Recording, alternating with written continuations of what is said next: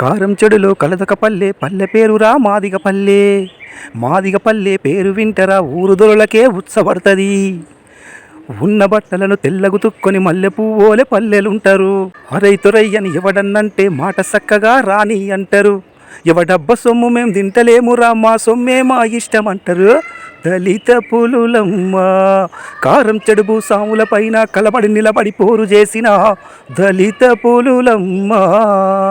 July 17, 1985 కారంచేడులో దళితులపై అగ్రవర్ణ కుల దురహంకారులు జరిపిన దాడిని గుర్తు చేసుకుంటూ ఆ దళిత అమరవీరులకు మాదిగ రిజర్వేషన్ పోరాట సమితి వ్యవస్థాపక అధ్యక్షులు మందకృష్ణ మాదిగ గారు నివాళులర్పించారు. దేశానికి స్వాతంత్రం వచ్చి 75 సంవత్సరాలు గడుస్తున్నా ఇంకా దళితులకు స్వాతంత్రం రాలేదనే అనిపిస్తుంది.